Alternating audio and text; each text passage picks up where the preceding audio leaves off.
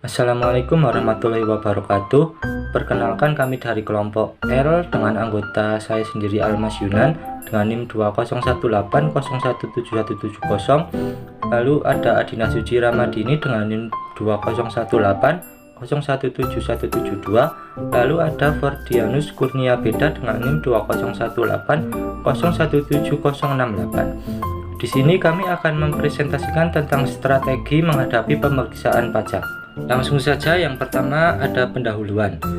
Menurut pasal 1 angka 25 UU nomor 28 tahun 2007 tentang ketentuan umum dan tata cara perpajakan, pemeriksaan adalah serangkaian kegiatan menghimpun dan mengolah data keterangan dan atau bukti yang dilaksanakan secara objektif dan profesional berdasarkan suatu standar pemeriksaan untuk menguji kepatuhan pemenuhan kewajiban perpajakan dan atau untuk tujuan lain dalam rangka melaksanakan ketentuan undang-undang perpajakan.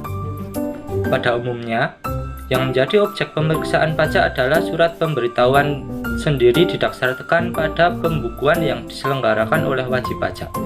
Oleh sebab itu, sangat penting bagi wajib pajak untuk merapikan dan memutakhirkan pembukuannya agar lebih mudah ketika menghadapi pemeriksaan. Kriteria pemeriksaan. Ada dua kriteria pemeriksaan, yaitu yang pertama, pemeriksaan rutin adalah pemeriksaan yang dilakukan terhadap wajib pajak sehubungan dengan pemenuhan hak dan atau pelaksanaan kewajiban perpajakannya atau karena diwajibkan oleh undang-undang ketentuan umum perpajakan. Lalu yang kedua, pemeriksaan khusus adalah pemeriksaan yang dilakukan berdasarkan hasil analisis resiko terhadap ketidakpatuhan wajib pajak. Analisis resiko adalah kegiatan yang dilakukan untuk menilai tingkat ketidakpatuhan wajib pajak yang dapat menimbulkan kerugian pada penerimaan pajak. Selanjutnya yaitu jenis pemeriksaan. Ada dua jenis pemeriksaan, yaitu pemeriksaan kantor dan pemeriksaan lapangan. Pemeriksaan kantor adalah pemeriksaan yang dilakukan kantor Direktorat Jenderal Pajak. Lalu pemeriksaan lapangan adalah pemeriksaan yang dilakukan di tempat kedudukan, tempat kegiatan usaha atau pekerjaan bebas, tempat tinggal wajib pajak, atau tempat lain yang ditentukan oleh Direktur Jenderal Pajak. Selanjutnya itu ada ruang lingkup pemeriksaan. Ruang lingkup pemeriksaan terdiri atas semua jenis pajak, yaitu PPh badan atau orang pribadi, PPN, PPh pemotongan dan pemungutan, dan lain-lain. Baik untuk satu atau beberapa masa pajak, bagian tahun pajak atau tahun pajak, baik tahun-tahun lalu maupun tahun yang sedang berjalan.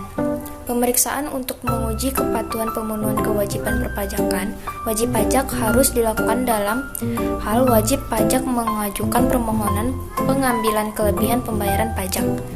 Dalam keputusan Menteri Keuangan terdahulu 545/KMK titik 04/2000, jenis pemeriksaan pajak dibedakan antara pemeriksaan lapangan dan pemeriksaan kantor.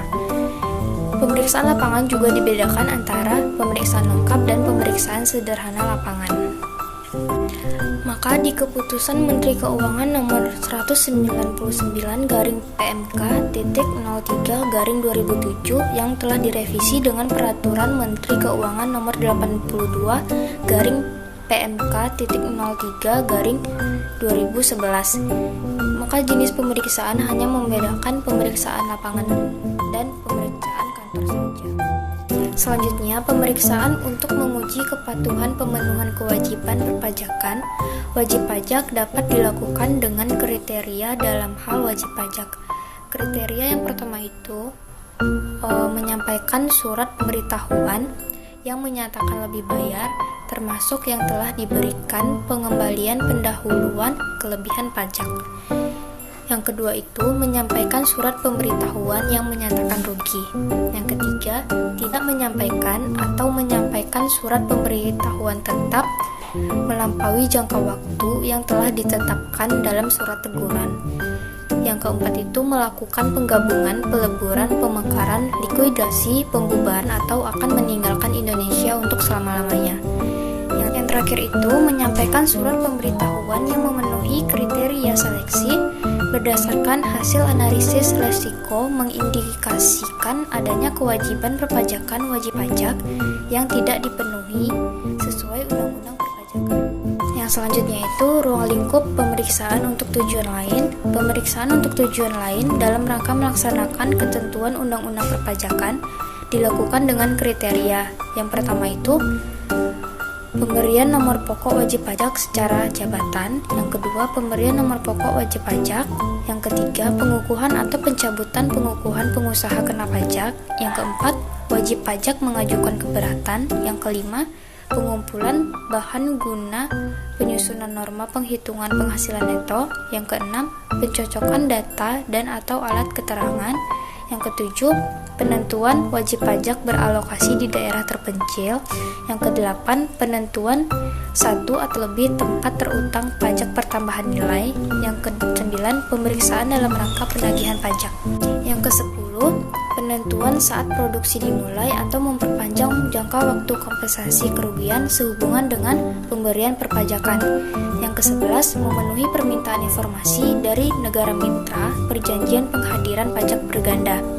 Yang ke-12, pemeriksaan untuk tujuan lain dengan kriteria sebagaimana yang dimaksud di atas dapat dilakukan dengan jenis pemeriksaan kantor atau pemeriksaan lapangan.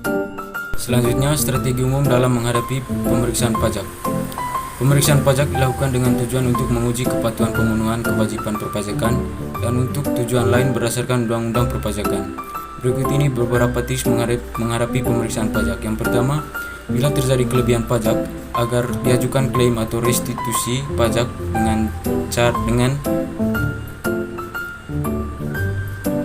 bila terjadi kelebihan pajak, agar diajukan klaim atau restitusi pajak dan jangan merasa alergi atau takut dengan pemeriksaan pajak. Yang kedua, pemeriksaan pajak tidak hanya didasarkan pada SPT lebih bayar. Yang ketiga, persiapkan pembukuan yang rapi. Lakukan pembukuan yang baik, benar, dan jujur. Tutup celah-celah kelemahan dalam pembukaan yang bisa menimbulkan koreksi fiskal. Yang keempat, membuat rekonsiliasi fiskal sesuai aturan. Yang kelima, gunakan konsultan pajak sebagai mitra diskusi seputar perpajakan dan pada saat diperiksa. Yang keenam, hindari penyelesaian di bawah tangan dengan aparat pemeriksa pajak. Yang ketujuh, melakukan penelitian kembali atas pemenuhan kewajiban perpajakan yang selama ini telah dilaksanakan atau tax review. Yang kedelapan, menyiapkan sikap mental dan berpikir positif bahwa pemeriksaan pajak juga manusia yang bisa berbuat salah dalam menjalankan tugasnya, sehingga tidak perlu ditakuti.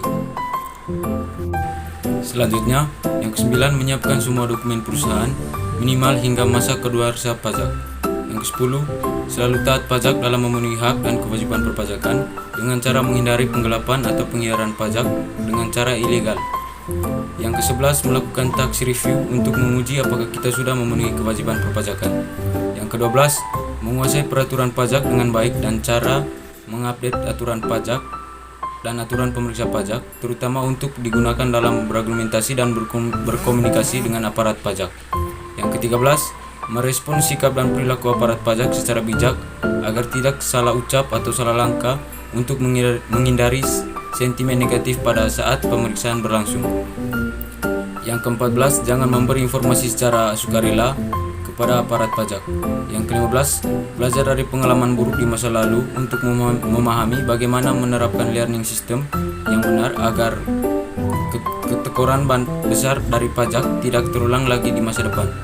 Yang ke-16, pergunakan hak wajib pajak (IDLES minus) dengan sebaik-baiknya untuk pembelaan diri wajib pajak untuk hadir dalam pembahasan hasil pemeriksaan atau PA/HP dan menyampaikan tanggapan tertulis. Sekian presentasi dari kelompok kami. Terima kasih, salam dan bahagia.